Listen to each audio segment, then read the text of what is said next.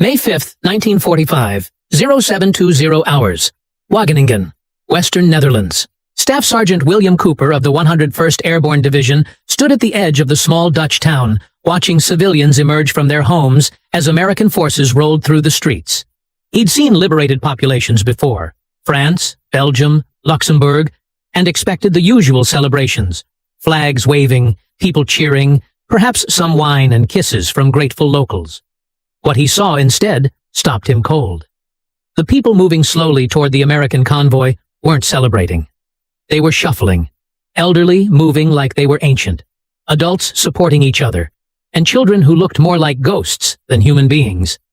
A little girl, maybe 7 years old, stood by the roadside in a dress that had been altered multiple times to fit her shrinking frame. Her face was skeletal, her eyes enormous in hollowed sockets, her legs like sticks in wooden clogs that were probably the only shoes she owned. When Cooper's jeep stopped, the girl took a tentative step forward, staring at the Americans with an expression that mixed desperate hope with the caution of someone who'd learned not to expect kindness. She didn't wave or smile. She just stood there, swaying slightly, too weak for anything more energetic than standing. Cooper reached into his pack and pulled out a D-ration chocolate bar. He knelt down and extended it toward the girl, who stared at it without moving. For a moment, he thought she didn't recognize what it was. Then her hand shot out, grabbed the chocolate, and clutched it to her chest, like it was the most precious thing in the world. Tears began streaming down her hollow cheeks. "Thank you," she whispered in English, her voice barely audible. "Thank you. Thank you. Thank you." Behind her, more children were appearing. 20, 30, 40 of them, all skeletal, all staring at the Americans with that same mixture of hope and disbelief. Cooper looked at his men, saw the shock on their faces as they registered what months of starvation had done to an entire population of children. "Break out all the rations," Cooper ordered quietly. "Everything we've got. These kids are starving to death." What followed was chaos of the best kind.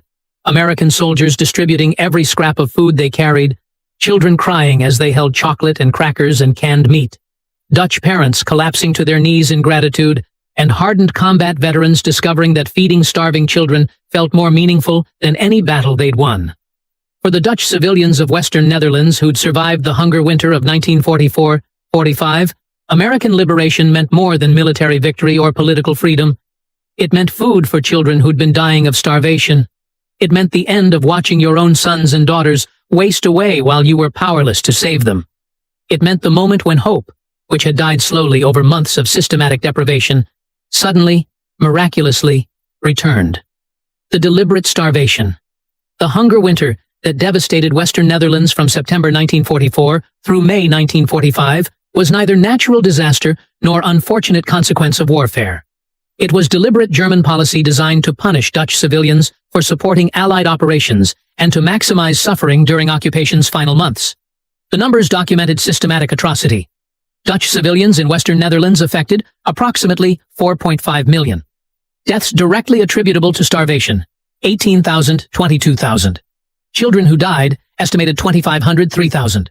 Children showing severe malnutrition symptoms at liberation, approximately 200,000.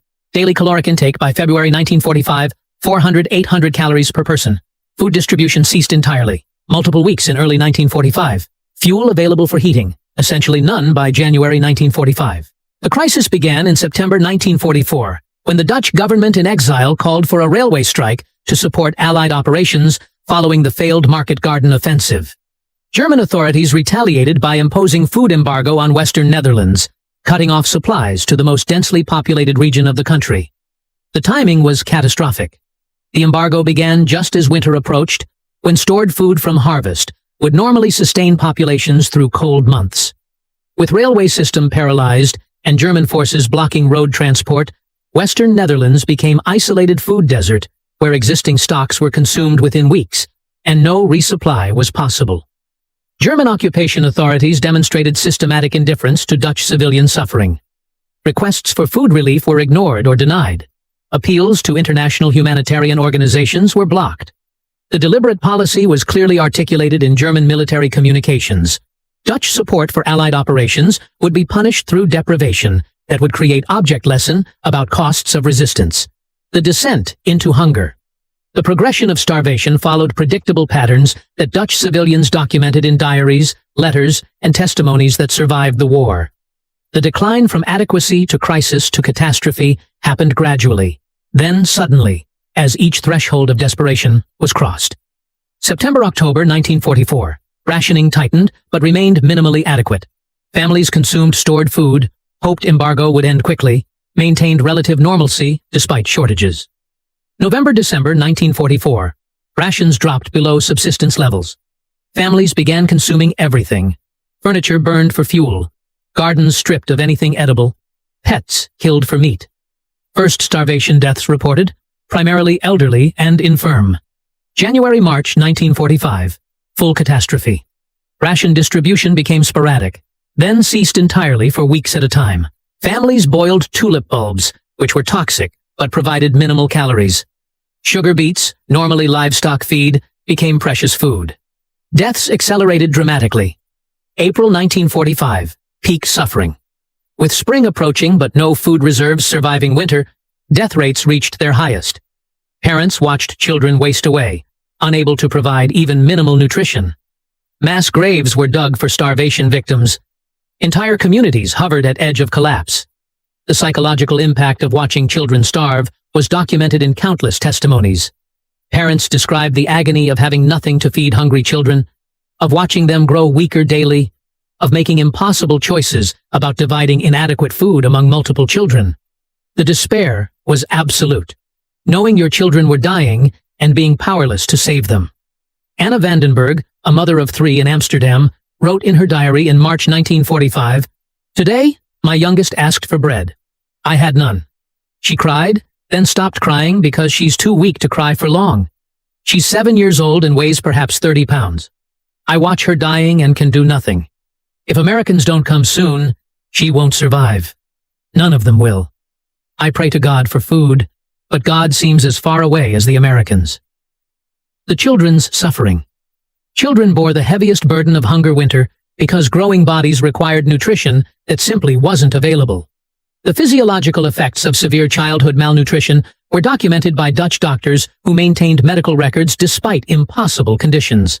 The symptoms followed predictable progression: initial weight loss, then muscle wasting, then edema from protein deficiency, then organ system failures that preceded death.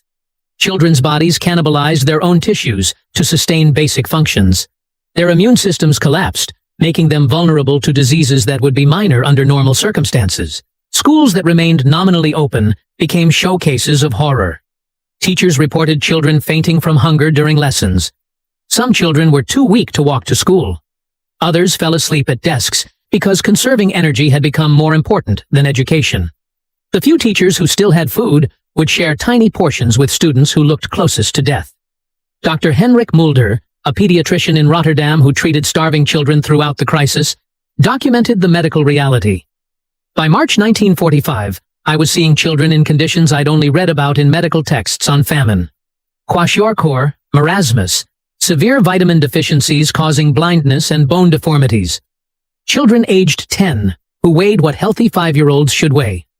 Some were past the point where food could save them. Their organs had been too damaged by months of starvation. All I could do was make them comfortable while they died. The psychological effects on children were equally devastating. Chronic hunger consumed their consciousness. They became listless, withdrawn, unable to play or engage in normal childhood activities. Some became obsessed with food, talking constantly about meals they remembered from before the embargo. Others stopped talking about food because discussing what they couldn't have was too painful. The Allied dilemma. Allied forces advancing through Europe in early 1945 faced strategic priorities that delayed liberation of Western Netherlands. The region wasn't directly on the path to Germany. German forces there weren't posing significant military threat. Diverting resources to liberate Western Netherlands would slow the advance into Germany proper and potentially prolong the war. But Allied commanders were aware of the humanitarian crisis developing behind German lines. Intelligence reports, communications from Dutch resistance, and information from refugees described the starvation conditions. The strategic calculus became deeply uncomfortable. Pursue fastest military victory while Dutch civilians starved, or divert resources to humanitarian relief, while the war continued. The initial decision was to prioritize military advance. Western Netherlands would be liberated as part of final operations after Germany's defeat. In the meantime, Allied forces attempted to provide some relief through airdrops of food supplies to starving regions, Operation Manna by the RAF and Operation Chowhound by the USAF. The airdrops began in late April 1945 after negotiations with German commanders who agreed not to fire on Allied aircraft flying humanitarian missions. British and American bombers that had carried death to German cities now carried food to Dutch civilians, dropping supplies over designated zones where starving populations could retrieve them. The airdrops provided crucial relief, but couldn't solve the crisis. Supplies reached only a fraction of affected population. Distribution was chaotic. And most critically, children who were already dying of starvation needed immediate, sustained nutrition that occasional airdrops couldn't provide. Full liberation and systematic food relief remained necessary. The ground liberation. When Allied ground forces finally liberated Western Netherlands in early May 1945, simultaneously with German surrender, they discovered humanitarian crisis that exceeded anything intelligence reports had fully conveyed. The statistics had documented deaths and malnutrition. They hadn't captured the visceral reality of entire communities on the edge of collapse. American and Canadian forces advancing into Western Netherlands encountered populations that were simultaneously desperate for liberation and too weak to properly celebrate it. The traditional scenes of joyous liberation, dancing in streets, cheering crowds, flowers thrown at soldiers, were replaced by more subdued but profoundly emotional responses from people who'd been starved for months. Captain Thomas Morrison, whose company was among the first American units into Wageningen, described the scene. "We expected celebrations.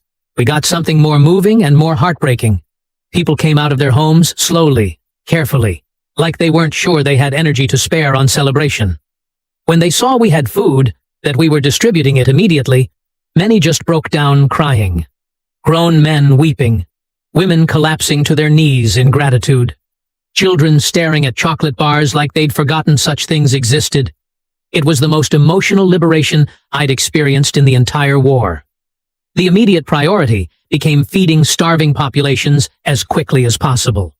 Combat units that had been focused on military objectives suddenly found themselves running humanitarian operations on massive scale. Every available food supply was broken out and distributed.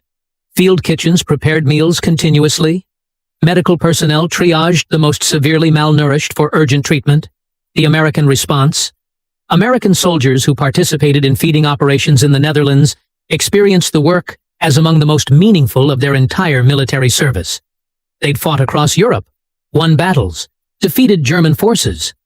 But feeding Dutch children who were starving to death felt more significant than any combat victory. The soldiers' response went beyond following orders or completing assigned missions. They gave away personal supplies, shared their own rations, spent off-duty time playing with Dutch children and helping families. The humanitarian work became personal investment in helping people they'd come to care about. Private First Class Eugene Henderson wrote to his family in Massachusetts in May 1945. "We're feeding Dutch families who haven't had real food in months. The children cry when you give them chocolate, not because they're sad, but because they're so grateful they can't contain the emotion. Yesterday, a little girl gave me a flower she'd picked. It was the only thing she had to give, and she wanted me to have it because I'd given her food. I cried. I'm not ashamed to admit it. This is why we fought the war, so children like her could have flowers instead of starvation." The cultural connections formed between American soldiers and Dutch civilians were immediate and deep. The Netherlands was Western European nation with cultural similarities to America, democratic traditions, and populations that spoke some English. The connection was easier and more natural than in some other liberated territories. Dutch families opened their homes to American soldiers, sharing what little they had recovered. Americans responded with food, supplies, and friendship. Children followed American soldiers everywhere, practicing English, asking about America, showing them around recovered towns. The relationships transcended military occupation to become genuine cross-cultural friendships. The children's recovery. The physical recovery of Dutch children from severe malnutrition required months of careful nutrition and medical care. Bodies that had been systematically starved couldn't simply resume normal function when food became available. The rehabilitation process was gradual, supervised, and often complicated by medical issues resulting from prolonged deprivation. American and Allied medical personnel established specialized clinics for treating childhood malnutrition. The facilities provided supervised feeding, vitamin supplementation, treatment for diseases that had flourished during starvation periods, and monitoring for complications. The care was comprehensive and represented significant commitment of medical resources to civilian population. The psychological recovery was equally important and equally complex. Children who'd spent months or years living with chronic hunger, watching people die of starvation, and experiencing the terror of not knowing if they'd survive needed more than just food. They needed safety, stability, and time to process trauma. Allied personnel organized schools, recreation programs, and activities designed to help Dutch children begin recovering normal childhood experiences. American soldiers played baseball with Dutch kids, taught them American songs, organized games and events. The activities were more than entertainment. They were psychological rehabilitation, miraculously had food to give them. The tears were about life and death at the most fundamental level. Children who would live instead of die because strangers with resources chose to share them. The liberation of the Netherlands demonstrated that victory could mean more than defeating armies. It could mean saving children from starvation. It could mean demonstrating that democratic societies valued human life enough to mobilize massive resources for humanitarian purposes. It could mean creating bonds between nations that would last generations, because one nation remembered that another nation had saved its children when they were dying. For the Dutch children who survived hunger winter because American soldiers gave them food, the experience shaped their entire understanding of what America represented. They grew up knowing that Americans had saved them, that democratic societies could be both militarily powerful and deeply compassionate, that enemies could become liberators who cared whether children lived or died. And for American soldiers who participated in feeding operations, the experience provided meaning that transcended military service. They'd helped win a war, but more imitation through normal childhood experiences. The closing truth. The story of Dutch civilians breaking down when American soldiers saved their children was never primarily about military strategy or political liberation. It was about the most basic human obligation, feeding hungry children, and what happens when nations with resources choose to use those resources for humanitarian purposes rather than exclusively military objectives. The American soldiers who broke out their rations and fed starving Dutch children weren't following orders or completing missions. Most were violating regulations about conserving military supplies. They were making moral choices to prioritize human suffering over logistical efficiency, deciding that feeding dying children mattered more than maintaining supply reserves for combat units. The Dutch civilians who broke down crying when Americans arrived with food weren't celebrating political liberation or military victory. They were experiencing the overwhelming relief of parents who'd watched their children dying of starvation, and suddenly, importantly, they'd saved children's lives. They'd been part of something that demonstrated humanity's capacity for compassion even amid total war's brutality. The skeletal children in wooden clogs who'd stared at chocolate bars like they were miracles, who'd cried because strangers were kind to them, who'd experienced hope returning after months of despair. They lived. They grew up healthy. They raised their own children in prosperity and peace. They became living evidence that mercy could triumph over systematic cruelty, that civilization could choose to feed the hungry rather than ignore their suffering, and that even in war's darkest moments, individuals who chose compassion could change the world one chocolate bar, one can of rations, one moment of kindness at a time.